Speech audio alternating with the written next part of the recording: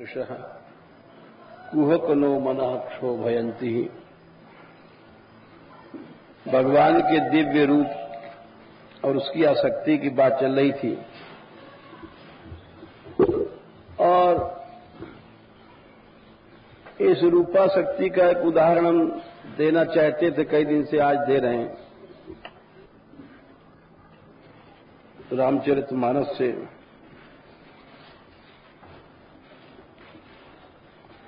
कि भगवान का जो रूप है वो इतना प्यारा लगता है कि भक्तों को भक्ति, ज्ञान सब कुछ मिलने के बाद भी उनको ऐसा लगता है कि अभी हमें कुछ मिला नहीं। और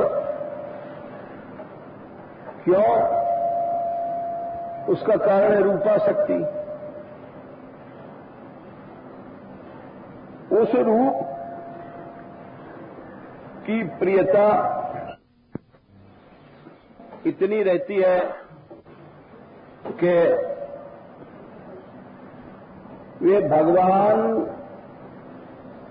पूर्ण संतुष्ट हैं, अनेक वरदान देते हैं, फिर भी वे अपने को अपूर्ण मानते हैं भक्त लोग। इसका एक उदाहरण है जैसे सुतीक्ष्ण जी का, एक रूपाशक्ति पर बड़ा विचित्र उदाहरण है। ये इन्होंने सुना कि श्री रघुनाथ जी आ रहे हैं और सुनने के बाद ये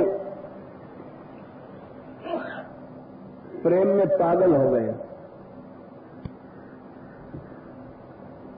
और इनकी गति ऐसी हो गई जैसे मानो कोई अचेतन पुरुष, इनको कुछ ध्यान ही नहीं रहा क्या करना है, कहां जाना है। और ऐसी स्थिति हो गई कि कहीं न जाए सो दशा भवानी। शिव जी कहते हैं इनकी दशा का वर्णन नहीं हो सकता है, ऐसा प्रेम आया। दिशि और विदिश पंथ नहीं सूझा। दिशा चार हैं, चार विदिशा हैं, दिक्कोण जिसको कहते हैं, अग्नि, नैऋत्य, वायव्य आदि। इनको जिस वन में रहते थे, सुतीक्ष्ण जी का आश्रम हमने देखा है, बड़ा सुंदर सघन वन था उस समय। एक झरना भी वहां बह रहा था, बड़ा ऊंचा वृक्ष भी था जिसके पीछे राम जी छिपे थे। वहां जहां वो चिरकाल से रह रहे थे वहां का ही रास्ता भूल गए वे। अब ये प्रेम की दशा तो है। हम जिस कोठरी में रहते हैं उस कोठरी का दरवाजा भूल जाएं, ये कैसी विचित्र बात घटना भई। इससे प्रेम की मादकता का पता पड़ता है कि प्रेम कैसा विचित्र होता है, जिसको जागृत समाधि से भी आगे की बात कही जाए। क्योंकि समाधि में भी वृत्तियां, सविकल्प समाधि 8 प्रकार की होती है। सविचार, निर्विचार आदि के भेद से पातंजलि भगवान ने लिखा है। इन 8 के बाद निर्विकल्प आती है। तो सविकल्प में ये तो ज्ञान ऐसा ही है कि ये अमुक वस्तु हम देख रहे हैं, या पूर्ण दृश्य से एकता होने पर भी दृश्य की सत्ता रहती ही है, निर्विकल्प में नहीं रहती है। निर्विकल्प में समस्त वृत्तियां लीन हो जाती हैं और उस लीनता में, उसको लीनता को निर्विकल्प कहते हैं। फिर कोई नया संस्कार नहीं उठता है, व्युत्थान नहीं होता, व्युत्थान के संस्कार नहीं बनते हैं। तो ये जो स्थिति है, ये प्रेम की जो स्थिति है, वो इन सब से बहुत आगे चली गई, क्योंकि वहां तो वृत्तियों का लय हो गया, यानी मन खो गया, मन का ही समझो एक तरह से नाश हो गया। और यहां पर मन संपूर्ण सत्ता में चेतन होते हुए भी और उस खोने से भी आगे पहुंच गया। क्यों कि वहां तो मन लय हो जाता है, यहां लय नहीं है, फिर भी उस रूप की आसक्ति मादकता में वो सत्ताहीन जैसा हो जाता है, सत्ता रहते हुए भी सत्ताहीन हो जाता है। जैसे गोपियों के था कि जहां श्री कृष्ण है वहीं मन है, मन तो चित्तचोर के पास है, शरीर चल रहा है और अपने पास मन नहीं है। मन का लय करने की आवश्यकता नहीं, मन को लय करने की क्या आवश्यकता है? मन तो वहां भेज दो उस चिन्मय रूप में, जहां सदा के लिए वो जागृत रहते हुए भी वो सत्ताहीन हो जाता है। एक विचित्र बात होती है। वही बात यहां भाई कि दिशि और विदिश पंथ नहीं सूझा। अब ये कैसी विचित्र स्थिति है, महादेव जी कहते हैं कहीं न जाए सो दशा, यानी अब इसकी इस दशा का हम क्या वर्णन करें। शिव जी कहते हैं कि सविकल्प बतावें कि निर्विकल्प बतावें। महादेव जी कहते हैं इस प्रेम की दशा का वर्णन ही नहीं हो सकता है, क्योंकि सबसे अलग है, न सविकल्प है न निर्विकल्प है। यह ऐसी विचित्र स्थिति है, दशा है, इसको हम क्या बतावें, इसका वर्णन नहीं हो सकता प्रेम का। और बोले बस देखते चलो इस आनंद को कि दिशा विदिशाएं नहीं दिखाई पड़ रही हैं। अरे बोले ऐसा? हाँ। बोले सविकल समाधि में, सविचार में ये भेद रहता है कि मैं दृष्टा, दृश्य, दर्शन, त्रिपुटी रहती है, लेकिन यहां पर कहते हैं सब भूल गए और आंखें खुली हुई हैं, वो मैं चले कहां नहीं बूझा, मैं कौन हूं ये भी भूल गए। अब क्या बताइए उस प्रेम की स्थिति, इसको कौन समझ सकता है? कहां जा रहा हूं कुछ नहीं पता है। इस स्थिति के बारे में कहते हैं शिव जी की इस प्रेम की स्थिति का वर्णन नहीं हो सकता। ये बड़ी विचित्र कहा। जब शिव जी वर्णन नहीं कर सकते तो वो तो साक्षात योगीराज हैं, योग शास्त्र के प्रवर्तक हैं। इनसे ही नाथ संप्रदाय के आचार्य माने जाते हैं। मत्स्येंद्रनाथ, गोरखनाथ आदि इनसे ही चलते हैं। आदिनाथ यही हैं और वो शिव जी आदिनाथ कह रहे हैं कि इस प्रेम की स्थिति का मैं वर्णन इसलिए नहीं कर सकता हूं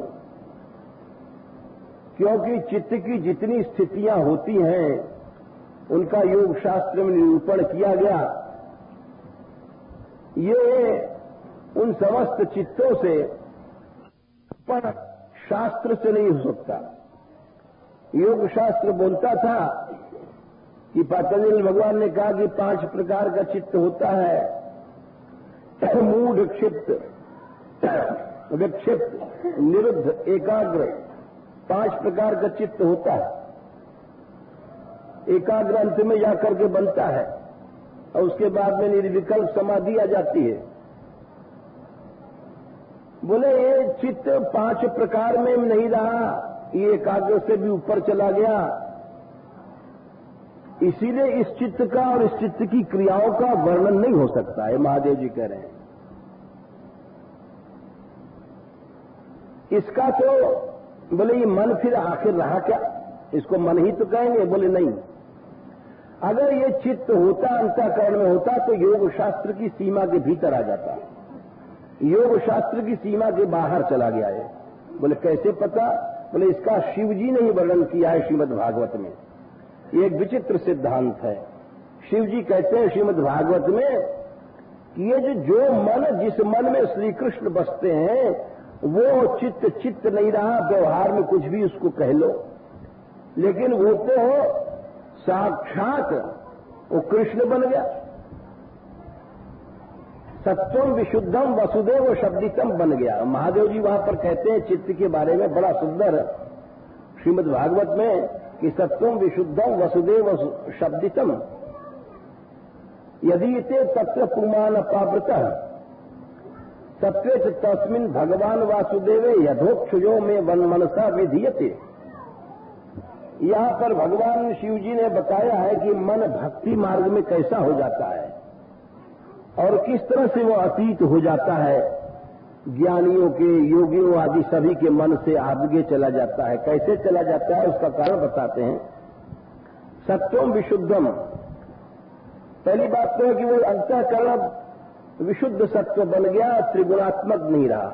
योग शास्त्र उसी चित्त का वर्णन करता है जो सत्व प्रधान होता है। योग शास्त्र में चित्त की उत्पत्ति बताई गई सांख्य और योग दोनों में कि ये इसमें रजतम नहीं है, अपनी अवस्था में जब आता है केवल सत्व रहता है और बस वही चित्त शुद्ध हो जाता है। तदा स्वरूपे अवस्थानम, पातंजलि भगवान कहते हैं उस समय स्वरूप में अवस्थिति हो जाती है। इससे आगे की बात नहीं बोलते हैं। बोले इससे आगे की बात भक्त लोग बोलते हैं। शिव जी स्वयं यहां पर आदेश कर रहे हैं कि वो जो चित्त जिसमें भगवान रहते हैं वो तो उस सत्व से आगे विशुद्ध सत्व हो जाता है। इसको चिन्मय कहते हैं। सत्वम विशुद्धम वसुदेव शब्दितम, उसी को वसुदेव कहा गया है। बोले ये अलग चित्त हो गया, ये अलग चित्त हो गया, ये कैसे पता पड़े? अरे मन तो एक ही था। बोले ऐसे पता पड़ेगा यदि ते तत्र पुमान अपावृतः।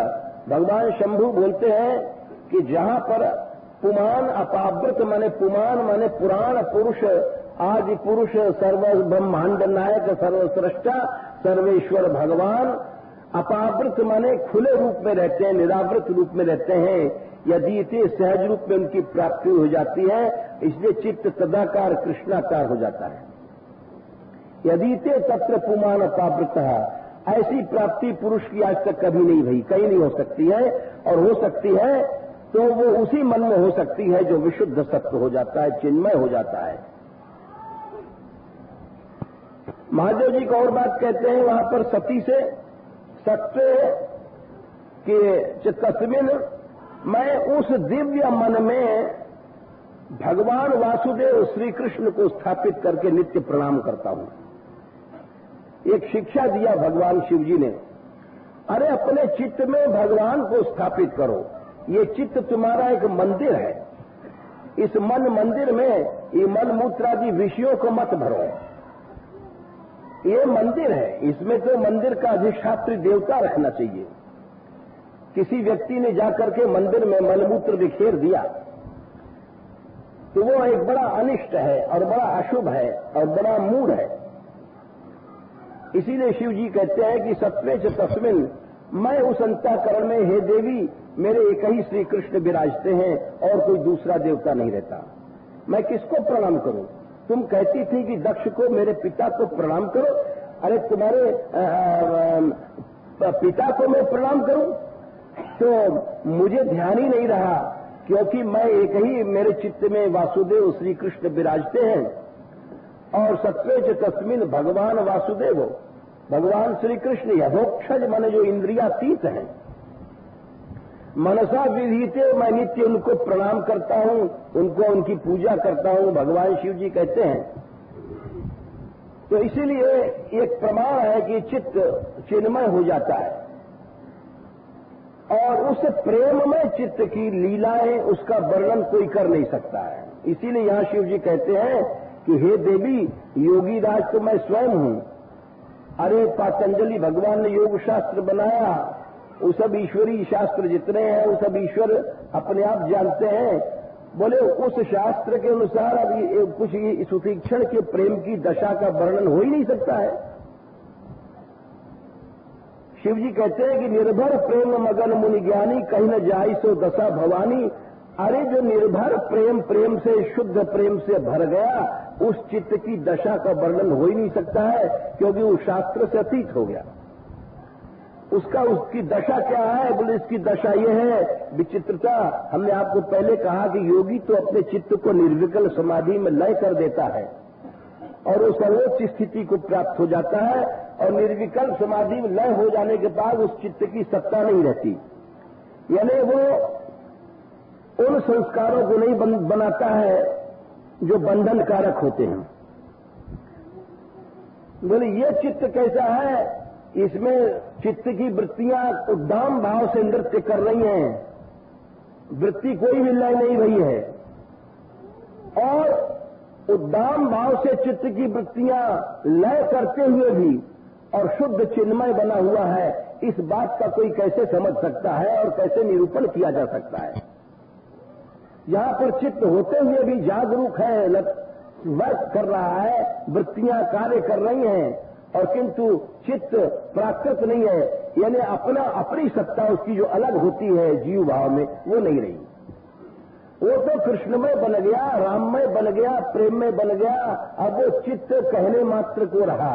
इसीलिए कहते हैं कि वहां ऐसी स्थिति हो गई, कहबहु ऋषि और विदिश पंथ नहीं सूझा, को मैं चले कहा नहीं बूझा। उनको ये पता नहीं है, यही पता नहीं रहा कि मैं कौन। हमने आपसे बताया योगी को अगर निर्विकल समाधि भी लग जाती है, उसके बाद भी व्युत्थान होता है। वो चाहे लाख वर्ष की समाधि के बाद उठेगा और फिर भी उसको व्युत्थान होता है, उसको व्युत्थान कहते हैं। लेकिन यहां पर क्या विचित्र स्थिति है, इसको व्युत्थान नहीं कह सकते। क्यों दौड़ रहे हैं, नाच रहे हैं, कूद रहे हैं प्रेम में, इसलिए इसका कुछ निरूपण नहीं हो सकता। दिशि और विदिश पंथ नहीं सूझा, को मैं चले कहा नहीं बूझा। उनको ये भी नहीं याद है कि मैं सुतीक्षण हूं और इस वन में रह रहा हूं। बोले कबहू को फिर पाछे पुण्य जाई, कभी आगे जाते हैं, कभी पीछे लौटते हैं, क्योंकि पता ही नहीं है किधर जाना है, न दक्षिण, न उत्तर, न पूरब, न पश्चिम। अब ये कैसी विचित्र स्थिति हो गई, कबहू को नृत्य करे, गुन गाई, कभी गाते हैं, कभी नाचते हैं। ये प्रेम की मत्तता है, इसको कोई कैसे समझ सकता है? अविरल प्रेम भगत मुनि पाई। इस प्रेम की दशा को श्री राम भी छिप करके देख रहे हैं। बोले अरे ये क्या विचित्र बात है। प्रेम शक्ति का जरा आप विचार करिए, सोचिए कि प्रेम आज तक वेद भगवान कहते थे कि रसो वैसा और रसम हेवायम लब्ध्वा आनंदी भवती, कि भगवान कौन है? बोले रस रूप ब्रह्म। रसरूप ब्रह्म आस्वाद्य है और उसको पाने के बाद जीव आनंदमय हो जाता है। यानी जीव भोगता रहा और ब्रह्म भोग्य रहा। इसी को शास्त्र की भाषा में आश्रय और विषय कहा जाता है। शास्त्र वाले कहते हैं कि ब्रह्म विषय है, प्रेम का भोग्य है, आश्रय भक्त होते हैं, ये शास्त्र की भाषा है। तो अब यहां पर देखिए क्या उल्टा काम हो गया। विचार करने की बात है। यानी यूं समझो कि जिस भगवान को पाने के बाद रस मिलता है, जीव को आनंद मिलता है, यानी पाने वाली चीज भगवान है। आज उल्टा हो गया, आज राम छिप करके अपने भक्त की दशा देख रहे हैं। वो भक्त ही विषय बन रहा है, भोग्य बन रहा है, और राम देख के आनंदित हो रहे हैं। क्या विचित्र स्थिति है। ये है प्रेम की दशा। अब इस प्रेम की विचित्रता को शंकर जी क्या कहेंगे?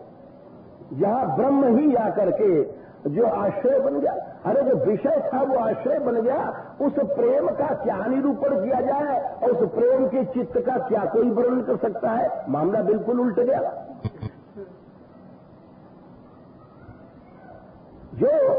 रसरूप ब्रह्म था।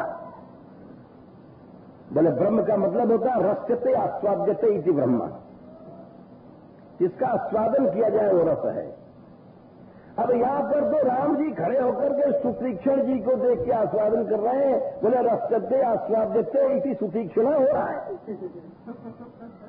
तो ऐसी दशा का शिव जी क्या वर्णन कर सकते हैं। बोले आगे क्या हुआ कि प्रभु देखे तरवोट लुकाई छिपे राम जी देख रहे हैं। बड़ा सुंदर स्थान है। हमने 44 साल पहले देखा था और चित्रकूट से काफी दूर है। अनसुईया पार करके फिर त्रिवेणी नदी पार करके और विराट को जहां वध किया है, अंधकूप पार करके और टिकरिया वगैरह के आगे सरभंग आश्रम पड़ता है। उसके आगे जंगलों में सुतीक्षण का आश्रम पड़ता है, जहां एक झरना बह रहा है। बड़ा सुंदर स्थान है। और वो पेड़ आज भी उस, अब तो पता नहीं उस जमाने में था, हमने देखा था, बड़ा ऊंचा, जिसके पीछे राम जी छिपे थे और ये सब दृश्य देख रहे थे, ये कौतुक देख रहे थे। प्रभु देखे तब वो लुकाई छिपे भाई देख रहे हैं और अतिशय प्रीति देखी रघुबीरा, और बहुत प्रेम देखा उन्होंने। तो उन्होंने क्या किया कि प्रगटे हृदय हरण भव धीरा, देखा कि इनके मन में बड़ा ही एक विचित्र प्रेम की दशा उत्कंठा विरह है, तो हृदय में प्रकट हो गए। जब हृदय में उनको दर्शन मिल गया उस रूप का, एक रूपाशक्ति का उदाहरण दे रहे हैं, बस रूप को पाते मान अचल हो गए। अब उनका शरीर अचल हो गया और रास्ते में ही मुनि मग माझ अचल हुई बैसा, रास्ते में बैठे ऐसे बैठ गए अचल, न हिल रहे हैं न डुल रहे हैं, पुलक शरीर पनस फल जैसा। जैसे कटहल होता है, कटहल का फल किसी ने देखा होगा तो उसमें दाने दाने से होते हैं, ऐसे सारे प्रेम में रोंगटे खड़े हो गए। तब रघुनाथ निकट चले आए। राम जी पास में जाते हैं, देख दशा निज जन मन भय,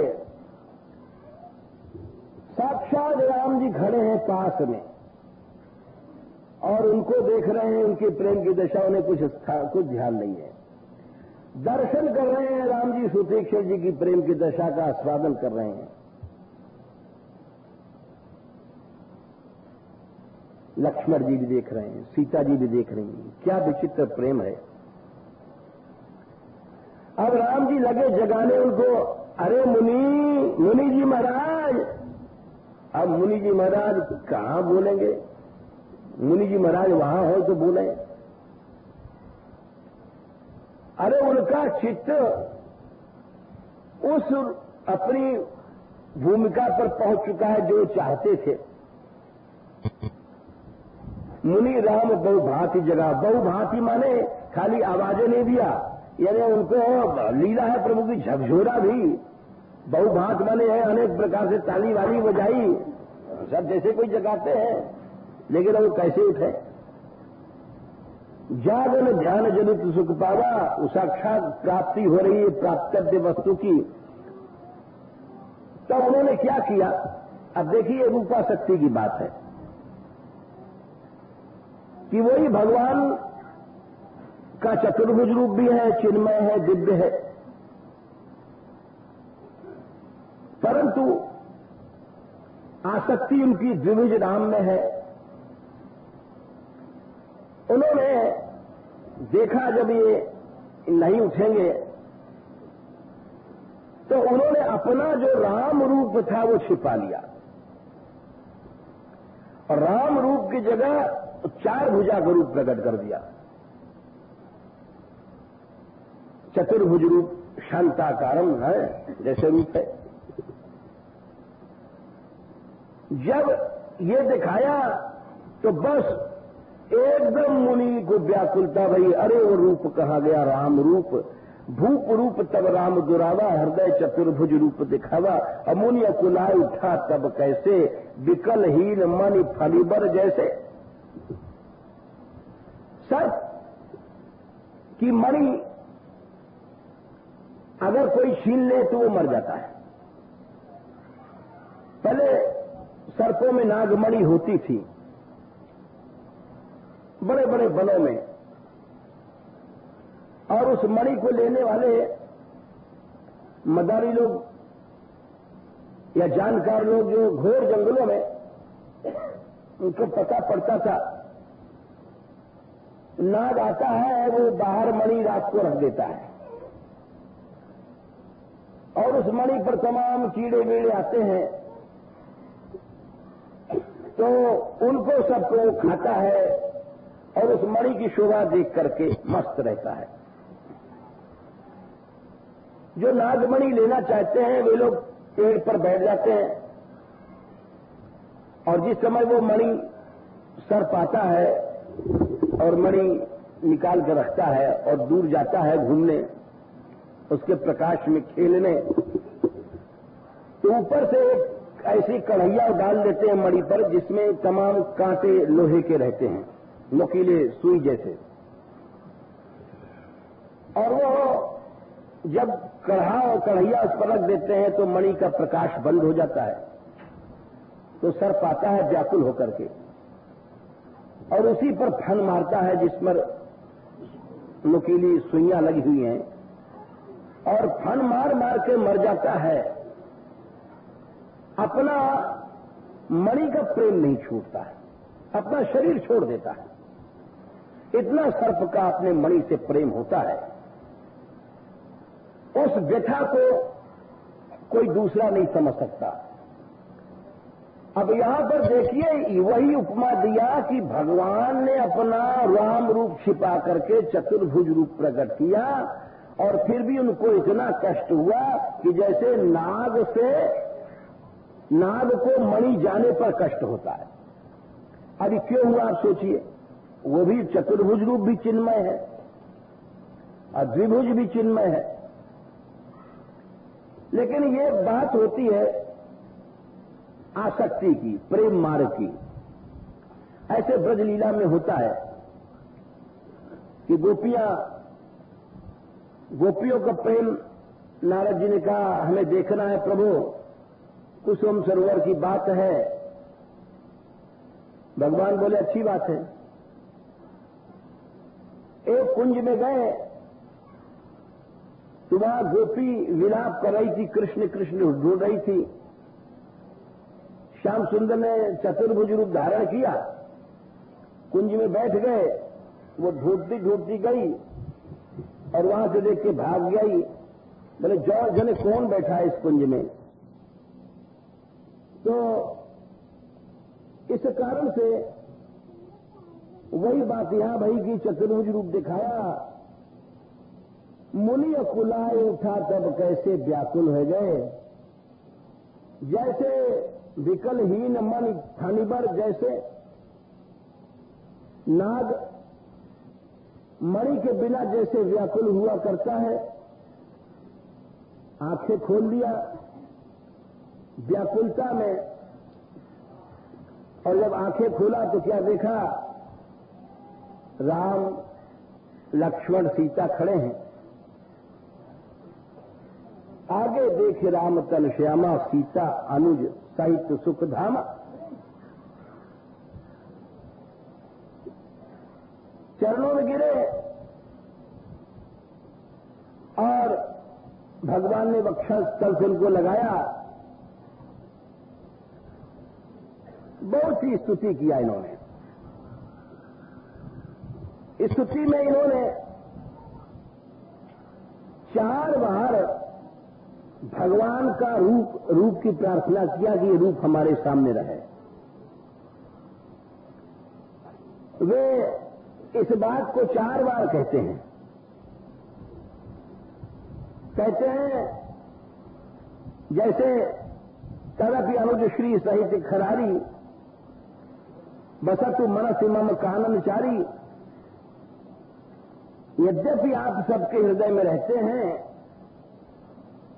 परंतु मेरे मन में अब यहां पर भगवान के अंतर्यामी रूप को छोड़ देते हैं। बोले महाराज हमें वो अंतर्यामी रूप नहीं चाहिए, भक्त लोग उसको छोड़ देते हैं।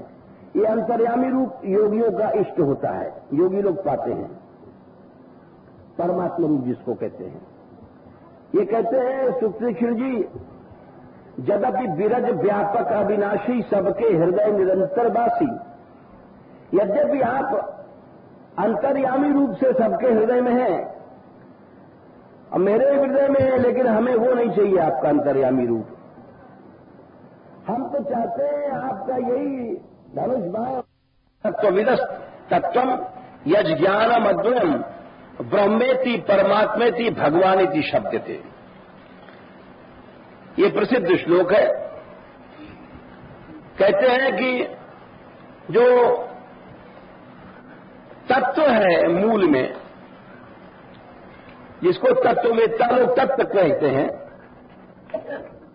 यज ज्ञानम अद्वयम, जो अद्वय तत्व है, ज्ञान स्वरूप है, उसके 3 रूप हैं, ब्रह्मेति परमात्मेति भगवानेति शब्दते। ब्रह्म रूप तो निर्गुण निराकार वाले पाते हैं, आचार्यों ने लिखा। परमात्मा रूप जो अंतर्यामित्व रूप, प्रकाश रूप, ज्योति रूप है, वो योगी लोग प्राप्त करते हैं। भगवान इति शब्दते, और जो भगवान की प्राप्ति वो भक्त लोग प्राप्त करते हैं, भगवान के दिव्य सगुण साकार को। तो वही बात यहां कहते हैं कि पहले तो अंतर्यामित्व जो परमात्मा रूप योगियों का प्राप्य था उसको छोड़ा उन्होंने। अभी जो ब्रह्म ज्ञान है, ज्ञानियों का लक्ष्य, अब उसको भी छोड़ रहे हैं कि जे जानई ते जानो स्वामी, सगुण अगुण और अंतर्यामी, 3 रूप मानते हैं ये भी। वही जो भागवत में कहा था कि ब्रह्मेति परमात्मेति भगवानेति शब्द थे, वही 3 रूप यहां भी लिख रहे हैं गोसाई जी। सगुण रूप होता है भगवान का, अगुण रूप होता है माने निर्गुण, और अंतर्यामी रूप ज्योति रूप प्रकाश रूप होता है। इनको क्रम से भक्त ज्ञानी और योगी प्राप्त करते हैं। तो कहते हैं महाराज हमें न अगुण से मतलब है निर्गुण से, न अंतर्यामी से और सगुण अगुण हमें कुछ नहीं जाना है। हम तो जानते हैं जो कौशल पति राजीव नैना और करो सो राम हृदय मम आयना, ये रूप हमारे हृदय में रहे। न हमें निर्गुण से मतलब, न सगुण से, न अंतर्यामी, न ज्योति, न प्रकाश। ये इन्होंने मांगा, दूसरी बार मांगा, फिर तीसरी बार फिर मांगते हैं। इसको रूपासक्ति कहते हैं। जब मनुष्य किसी में आसक्त हो जाता है तो उसी को बार बार चाहता है। जैसे संसार में कोई आसक्त होता है तो जब तक सिर सलामत है तमाशा घुस कर देखेंगे, और 100 जूते खाए तमाशा घुस के देखेंगे। मनुष्य विषयों में 100 जूते खाता है, वहां से हटता नहीं है।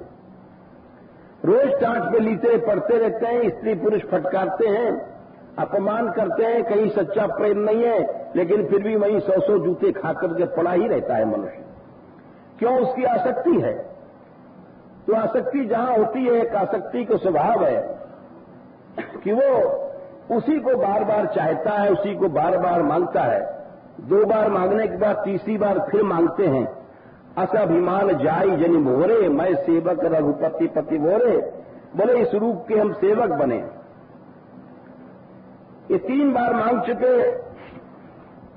भगवान बहुत प्रसन्न है इनके प्रेम को, और बोले भगवान के हे मुनि, मैं बड़ा प्रसन्न हूं और तुमको जो इच्छा हो मांग लो। ये राम जी बोलते हैं, परम प्रसन्न जान मुन मोही, और जो पर मांगो देव सो तो ही। जो चाहिए तुमको आज मान लो, भंडार खोल दिया। अच्छा, लोग कहते हैं, हमने बहुत से लोगों को सुना, रामायणियों को, बहुत से विद्वानों को भी, कि सुतीक्षण बड़े भोले भक्त थे, और जो उनकी वाणी बड़ी भोली है। और ठीक है, उनका कहना भी ठीक है, क्योंकि मुनि कहते हैं, अरे महाराज, मुनि का मैं बर कबहू न जाचा। महाराज हमको वरदान मांगना आता ही नहीं है, अब हम क्या मांगे आपसे? हमको वरदान मांगना आता ही नहीं है, और समझ न पड़े झूठ का साचा। बोले मांगता तो वो है भाई जो जिसको मालूम हो कि ये अच्छी चीज है, ये बुरी चीज है, ये सच है, ये झूठ है। हमें कुछ पता ही नहीं महाराज, हम मिथ्या और सत्य का दीन है, तो महाराज हम आपसे क्या मांगे? अरे जीव की तो वही दशा है। किसी ने कहा ये आ गए कुबेर महाराज, देखो आकाश से विमान उतरा है। बोले अच्छा। किसी बेचारे कोई गरीब किसान जमींदार था और बोले महाराज कुबेर महाराज आए, चलो भाई मांग लो मांग लो। गए दौड़े दौड़े, महाराज दंडोत, क्या मांगते हो भाई? अरे महाराज पानी में गर्की आ गई, न्यार नहीं रहो, धोरन के लिए न्यार हो जाओ, कुछ भूसा। बोले मस्त। अब वो जीव की वही हालत है। कोई तो कहता है महाराज बड़ी बीमारी लग रही है, कोई कहता है छोरी को ब्याह हो जाए। एक आदमी हमारे पास आए, हमारे आज ही सवेरे बड़े खुश थे, बोले हमारी छोरी को ब्याह तय होगा 14 नवंबर को है, बाबा तुम आइयो। हमने कहा भाई हमारी कुछ यात्रा है, हम तो यही से सब। तो अब कोई कहता है छोरी को ब्याह हो जाए, कोई कहता है छोरा को ब्याह हो जाए, आफत हो रही है, छोरी जवान हो गई, अब तक कोई मिलो नहीं, आज मिल गए बड़े भाग से। कोई कहता पैसा मिल जाए। अरे तो वही बात है कि जैसे कुबेर मिल गया, बोले महाराज 10 गठरिया घुस दे जाओ। तो सुतीक्षण ही बोले कि महाराज हम आपसे वरदान मांगे, ये बात गलत है। क्यों? हमको पता ही नहीं क्या मांगना चाहिए, क्या गलत है क्या सही है, हम जीव हैं। तो बात तो सही कह रहे हैं, ये भोलेपन की बात है। लेकिन भैया हमारा मत उल्टा है। हम तो कहते हैं बड़े चंट थे, बड़े चतुर थे सुतीक्षण जी, उन्होंने भगवान को ठग लिया। लेकिन वो लोग जो लोग भक्त लोग कहते हैं सुतीक्षण जी भोले हैं, वो भी अच्छा कहते हैं बेचारे। जाके रही भावना जैसी तो प्रभु मूरत देखी तैसी, हमारी दृष्टि कुछ खराब है। तो भोले लोग हैं, भोले समझते हैं, और हमारी तो दूसरी बात है, मेव जाने अपन से। तो मुनि कहा मैं बर कबहू न जाचा। मुनि बोले हमने कभी बर मांगे नहीं महाराज, और समुझने परे झूठ का साचा, हमें पता ही नहीं। और तुम्हें नीक लागे रघुराई, और सो मुई देहु दास सुखदाई। तुमको जो अच्छा लगे तुम खुद ही हमको दे दो, हम क्या मांगे। उन्हीं ऊपर धर दिया छप्पर। अब राम जी बोले भाई अब तो कुछ देना पड़ेगा, हमने इससे कहा है, हमारी वाणी व्यर्थ न जाए। अब हमारा सीधा भक्त कह रहा है कि हमें अच्छे बुरे का पता नहीं, तुम जो चाहो दे दो। तो बोले अच्छा अच्छा अच्छा अच्छा ठीक ठीक हम दे रहे हैं। अविरल भक्ति विरत विज्ञाना, भगवान भक्ति नहीं देते। भागवत में लिखता है, लिखे एक जगह, सब कुछ दे देंगे भगवान, राजन पतिर गुरु अरलम भवताम यदूनाम, दैवम प्रिया कुलपति क्वच किंकरो वह, अस्त्रेव मंग भगवान भजताम मुकुंदो, मुक्तिम ददाति करहिचित स्मान भक्ति योगम। आप समझिए इसको। कह रहे हैं कि हे राजन, सुखदेव जी कह रहे हैं परीक्षित से कि भगवान श्री कृष्ण तुम लोगों के, यदुवंशियों के और पांडवों के पति भी थे, गुरु भी थे। राजन पतिर गुरु रलम भवताम यदूनाम, दैव इष्ट देवता भी थे श्री कृष्ण, तुम्हारे प्यारे भी थे, कुलपति भी थे, और तुम्हारे किंकर भी थे, तुम्हारी नौकरी भी किया है श्री कृष्ण ने, सारथी बनकर के तुम्हारी दासता भी किया है। भगवान सब काम कर लेंगे, लेकिन अस्वेव मंग भजताम भगवान मुकुंदो, मुक्तिम दया ददाति, मुक्ति दे देंगे लेकिन भक्ति नहीं देते। करचिस मन भक्ति योगम, भक्ति योग देने का मतलब है कि भगवान बंध जाएंगे। भक्ति एक शक्ति है, एक रस्सी है, एक फंदा है जिसमें भगवान को बंधना पड़ता है। प्रणय रशनया धृतांग्रि पद्मः, प्रणय प्रेम की रस्सी ऐसी होती श्री कृष्ण को बांध देती है। हरिरपि निजलोकम सर्वथा तो विहाय, प्रविशति हृदय येषाम भक्ति सूत्रोपलब्ध, भक्ति की डोरी से बंधे हुए श्री कृष्ण उस हृदय में बंद हो जाते हैं। तो भगवान इसलिए भक्ति नहीं देते हैं। अब इतनी बड़ी चीज भगवान दे रहे हैं, लो महाराज तुम नहीं मानते हो तो हम अपनी ओर से देखते हैं, अविरल भक्ति अखंड ले जाओ। अब मुनि हाथ जोड़े खड़े कि हम क्या मांगे, हम कुछ नहीं जानते, भक्ति मिल गई, हाथ जोड़े खड़े। बोले विरति अखंड वैराग ले जाओ, विज्ञान ज्ञान से भी आगे अनंत विज्ञान ले जाओ। अच्छा वही सकल गुण ज्ञान निधाना, सब ज्ञान के खजाने हो जाओ। अब सब दे दिया, क्या रहा, वैराग ज्ञान भक्ति अखंड सब दे दिया। जो कुछ मामला था सब झाड़ जोड़ के दे दिया, और उनके पास जो कुछ था, भगवान के पास सबसे बड़ा काम भक्ति है। अब मुनि बोलते हैं, बड़े भोले हैं, बोले महाराज एक बात है, एक मारवाड़ी में कहावत है कि हारो मार से मारो मार और मारो सही। किसी ने कहा घर आपका है, बोले तुम्हारा सम्मान तो हमारा है ही है, और हमारा तो कहे क्या तो हमारा है ही है। तो बोले महाराज प्रभु जो दीन सो बर में पावा, आपने जो कुछ दिया भक्ति ज्ञान वैराग ये तो हमको मिल गया, अब सो देव मोहि जो भावा। अब मैं मांगता हूं वरदान आपसे एक और। अभी क्या बेईमानी है, ये कोई भोलापन है? अब बताइए कोई भोलापन है? जब प्रभु कह रहे थे कि तुम मांग लो, जब तो तुमने कह दिया कि हमको कुछ मांगना ही नहीं आता है, आप अपने आप दे दो। अब उन्होंने जो कुछ विचारों ने भक्ति ज्ञान वैराग दे दिया, अब आप बोलते हैं कि तो आपने अपनी ओर से दिया, अब हम जो मांगे वो हो दो, तो आप पहले वचन दे चुके हो। ये भोले भक्तों का काम होता है। तो अब सो देव मोई जो बाबा। अब राम जी चुप हो गए, कुछ नहीं बोले। बोले अभी क्या मांग रहे हो, सब तुमने दे दिया जो कुछ। बोले बोलो मत चाहे मत बोलो, हम ये मांग रहे हैं। बोले क्या मांगते हो? बोले अनुज जानकी सहित प्रभु चाप बाण धर राम, मम ही गगन इंदु इव बसहु सदा निकाम। आपका ये जो रूप है इसको कहते हैं रूपा शक्ति। भक्ति मिल गई, सब कुछ मिल गया, लेकिन रूपा शक्ति ऐसी वस्तु है। बोले अभी हमको कुछ नहीं मिला।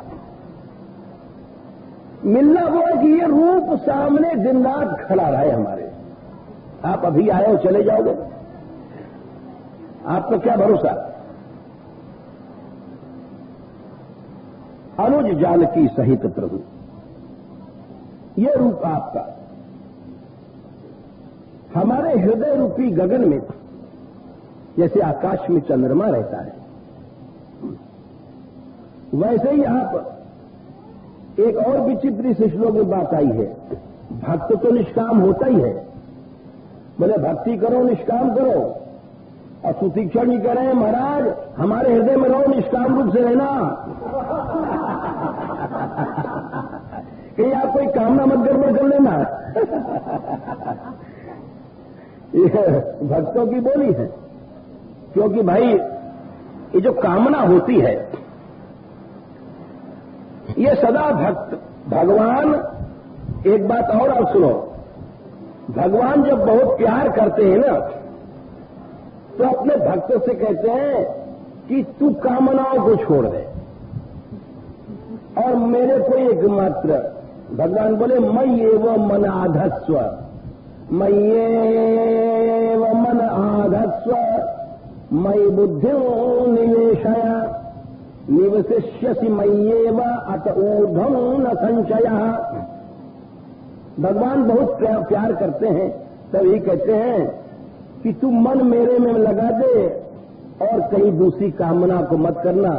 मन मना भव मदभक्तो मदया जीमाम नमस्कुरु। बोले मेरे में मन लगा, कोई और कामना नहीं करना। बोले अच्छा, और कामनाओं को भगवान कहते हैं खत्म कर दो, मार डालो। जय शत्रु महाबाहो काम रूपम दुरासनम। अर्जुन, ये मेरा बड़ा प्यारा ज्ञान है, मैं तेरे को जो दे रहा हूं, ये रास्ते बता रहा हूं कि जिस समय जीव कामना छोड़ देता है भगवान का प्यारा बन जाता है। निश्चय समझो। भगवान कहते हैं कि तस्मात्तम इंद्रियाणि अगो नियम्य भरतर्षभ पापमानम प्रजह्येनम ज्ञान विज्ञान नाशनम। ये महापापी है, ये काम तत्व, कामना जो हृदय में है हमारे तुम्हारे, यही भगवान से दूर करती है। ज्ञान, भगवान का दिव्य तेज हृदय में धक धक धक जल रहा है, लेकिन उस भगवान के तेज को भी ये कामनाएं आकर के ढक देती हैं। अज्ञानेनावृतम ज्ञानम तेन मुह्यन्ति जन्तवः। भगवान बोले आवृतम ज्ञानमेतेन ज्ञानिना नित्य वैरिणा काम रूपेण कौन्तेय दुष्पूरेण नलेन च। और देख, ये ज्ञान मेरा गुप्त है, सुनने में बड़ा सरल लगता है कि कामना छोड़ो भगवान के प्यारे बन जाओगे, लेकिन ये सच में बहुत ही गुप्त ज्ञान है। और देख अर्जुन, ये मैंने सूर्य को दिया था पहले सृष्टि के शुरू में, और उसी से सूर्य में तेज आया है। आज जो इन सूर्य भगवान में अनंत तेज आया है, ये भगवान श्री कृष्ण कहते हैं मैंने इनको ज्ञान दिया था, यही ज्ञान दिया था कि कामना को छोड़ दो, अनंत तेजस्वी बन जाओगे, तुम मेरे रूप बन जाओगे। और आज उसी कारण है कि सूर्य चमक रहा है। इदं तुते विवस्वते ज्ञानम प्रोक्तवान हम अव्ययम। विवस्वान सूर्य को मैंने ज्ञान दिया था कि कामना को छोड़ो, और उसी कारण आज सूर्य चमक रहे हैं। और वो क्रम से चलता रहा, फिर गुम हो गया। और आज हमने तेरे सामने कहा है भक्तों से में सखा चेती, तू बड़ा प्यारा है, इसलिए कह रहा हूं कि कामना को छोड़। लेकिन यहां पर उल्टा हो रहा है। यहां पर सुतीक्षण जी कह रहे हैं महाराज आप हमारे देह में रहना, लेकिन ऐसा गड़बड़ नहीं करना, कामना नहीं करना, निष्काम रूप से हमारे हृदय में रहना। क्या विचित्र प्रेम शक्ति। आप देखिए, मम ही गगन इंदु बसऊ सदा निकाम। अब निष्काम रूप से रहना महाराज राम जी, गड़बड़ मत कर देना। अब इसका अर्थ क्या लोग लगाएंगे? बड़े बड़े रामायणों ने इसका भाई तो बड़ा गड़बड़ है, भगवान के हृदय में कामना अगर आती भी तो भक्त के प्रति प्यार आता है। सांसारिक कामना तो प्रकृति का निवास नहीं है भगवान ने। भगवान के हृदय में विलज्यमानया यस्य स्थातुम इच्छा पथे मुआ। अब समझो भगवत तत्व क्या है। दूसरे स्कंद में श्लोक आता है, जिन प्रभु के सामने, जिन प्रभु के आंख के दृष्टि के सामने ये माया रूपी नर्तकी टिक नहीं सकती है, खड़ी नहीं हो सकती है, शर्म के मारे खड़ी नहीं हो सकती है। क्यों शर्म इसलिए आती है इसको, मैं किस मुंह से प्रभु के सामने जाऊं। हमने अनंत जीवों को बहिर्मुख कर दिया, भगवान से अलग कर दिया। इस शर्म के मारे, इस लज्जा के मारे प्रकृति यानी माया कभी जो बहिरंगा शक्ति है भगवान के सामने खड़ी भी नहीं हो सकती है। विलज्यमानया यस्य स्थातुम इच्छा पथे मुया विमोहिता विकथन्ते ममा हमिति दुर्धिया। बोले माया क्यों डरती है भगवान से? बोले हमारे कारण सारे जीव मैं मेरा तेरा में फंस गए और मर रहे हैं। ममा हम इति। आज हम लोग साधु भी बन जाएंगे तब भी कहेंगे हमारी कुटिया है, हमारा लोटा, हमारा चिमटा। ये मैं मेरापन नहीं छूटता है, बोले ये इसी को तो माया कहते हैं। माया डर के कारण भगवान के सामने खड़ी नहीं हो सकती है। फिर भगवान में प्राकृत कामनाएं उत्पन्न ही नहीं सकती हैं। और फिर ऐसी स्थिति में सुतीक्षण जी ने भगवान को कहा कि आप निष्काम हो जाओ। क्यों कहा? एक बड़ी गंभीर समस्या आ गई। तो फिर आचार्यों ने अर्थ किया कि निष्काम माने क्या? निष्काम माने यहां कामना मत लगाओ। बोले फिर धातु नाम अनेकार्थत्व, कामना मनुष्य को चंचल कर देती है। उन्होंने निष्काम माने कि हे प्रभु स्थिर रूप से यहां रहना, कहीं ऐसा नहीं हो कि थोड़ी देर बाद चले जाओ किसी दूसरे के पास। यह अर्थ लगाया गया। तो ये उनकी रूपा शक्ति का उदाहरण था। इसी तरह से ब्रजगोपियों की रूपा शक्ति थी। इस रूपा शक्ति ये भगवान को इतनी प्रिय क्यों लगी? एक मुख्य कारण ये था कि जब भगवान अगस्त्य आश्रम में जाते हैं,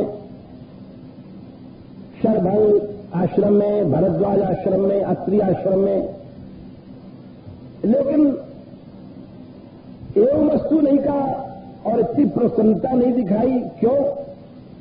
उसका एक कारण था। उसका कारण था, ये लोग बड़े बड़े ऋषि, किसी की ज्ञान मिश्रा भक्ति थी, किसी की योग मिश्रा भक्ति थी। जैसे सुतीक्षण जी की योग मिश्रा भक्ति थी, अपना शरीर जला दिया। शरभंग जी की, शरभंग जी ने अपना शरीर योगाग्नि से जला दिया। लेकिन सुतीक्षण जी की जो भक्ति थी वो एकमात्र विशुद्धा भक्ति थी, एक छोटे शिशु की तरह थी। इसका प्रमाण यह है, आप देखिए, जब उन्होंने सुना था कि प्रभु आ रहे हैं तो दौड़े और उनको यह विश्वास नहीं हुआ कि मेरे जैसा दुष्ट मेरे ऊपर भी दया हो जाएगी कभी। क्या दीनता देखिए, जो दीनता भगवान को प्यारी है। हम लोग सोचते हैं आगे जाए मंदिर में दर्शन करने तो सबसे आगे चले, सोचते हैं सबसे पहले पुजारी हमको प्रसाद दे, सबसे पहले पुजारी हमको चरणामृत दे। यानी हम लोग अपने मैं को लेकर के जाते हैं और मैं को छोड़ करके नहीं जाते हैं। मंदिर में जाएंगे, कथा में जाएंगे, कीर्तन में जाएंगे, जहां भी जाएंगे, दीनता लेके नहीं जाते। दीनता क्या है आप सुनिए जरा, विचार कीजिए आप। श्री जगन्नाथ जी मंदिर में सब भक्त दर्शन करने जाते थे, लेकिन आपको मालूम होना चाहिए कि हरिदास जी, श्री रूप गोस्वामी, श्री सनातन गोस्वामी, ये लोग कभी नहीं जगन्नाथ जी के मंदिर में दर्शन करने गए। क्यों? कि मेरा इतना पतित शरीर है, अरे इस शरीर से कैसे हम उस मंदिर में घुसें। और उनको दर्शन देने के लिए महाप्रभु कृष्ण चैतन्य स्वयं उनके दरवाजे जाते थे। जब दीनता आ जाएगी तो भगवान तुम्हारे दरवाजे खुद तुमको ढूंढता फिरेगा। दीनता वो चीज है। ये लोग इतने दीन थे कि जगन्नाथ जी के रास्ते में भी नहीं खड़े होते थे कि इधर से भक्त लोग निकलेंगे, और ये शरीर उनके छुआने लायक नहीं है। इसको दीनता कहते हैं। अब हम लोग विचार करें, क्या मंदिर में इस तरह से हम लोग जाते हैं?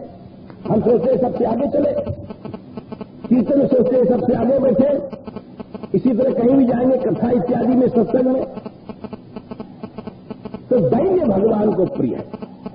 यही कारण था। सुतीक्षण जी का भाव देखिए आप, कहते हैं मोसे सठ पर करी नहीं दया, क्या मुझे जैसे सठ पर भी दया हो जाएगी? इसको भक्ति कहते हैं। और सहित अनुज मोहि राम गोसाई मिले हैं निज सेवक की लाई। अरे क्या मुझे सेवक मान लेंगे? हमारे हृदय में तो विश्वास नहीं है। मोरे जी भरोसे दृढ़ नाही और भगत बिरति न ज्ञान मन माही। भक्ति ज्ञान वैराग कुछ नहीं है।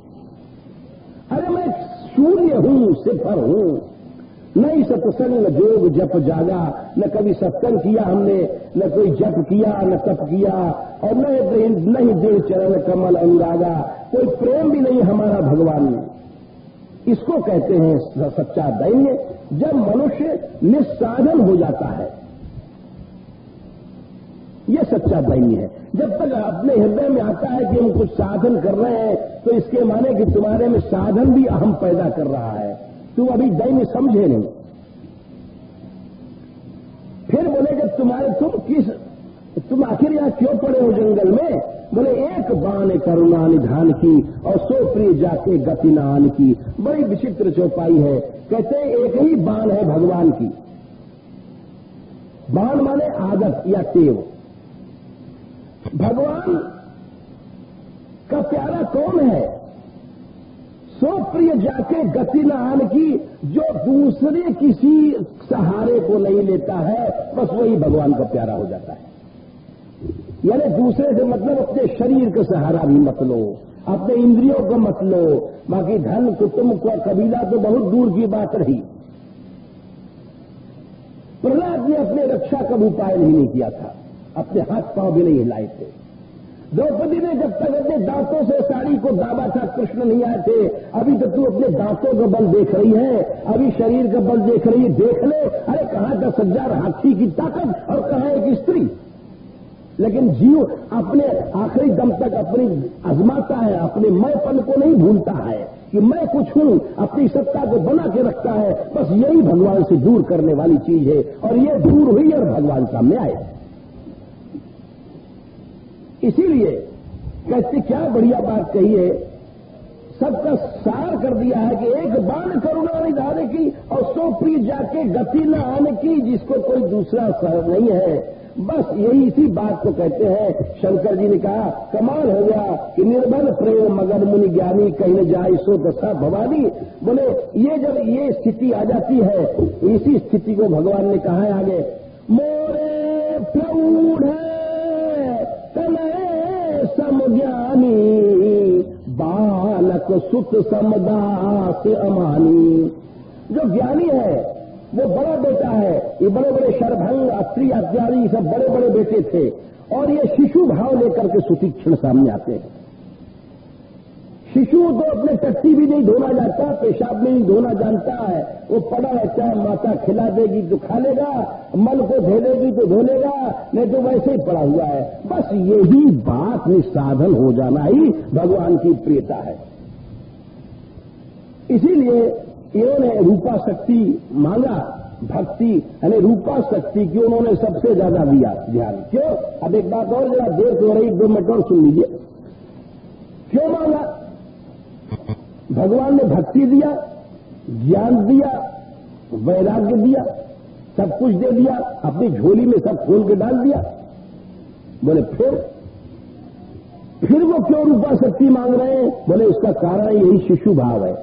जो शिशु होता है, बच्चा होता है, बहुत छोटा गोद का, उसको आप रुपया दे दो, 10 रुपया का नोट, 500 रुपया का नोट पकड़ा दो, कुछ भी पकड़ा दो, वो जब तक अपने मां को सामने देख नहीं लेता है, मां के रूप को, तब तक वो खुश नहीं होता, चाहे कुछ भी दे मरो। बस यही बात है। यही अनन्य प्रेम रूपा शक्ति गोपियों की क्यों थी? एक बात और आपको समझा दें कि वो रूपा शक्ति किसी लौकिक स्वार्थ अपने कारण से नहीं थी। बालक में तो थोड़ा सा रहता है, मान लो दूध पीता है, लेकिन दूध पीने के अलावा भी मां को देखना चाहता है।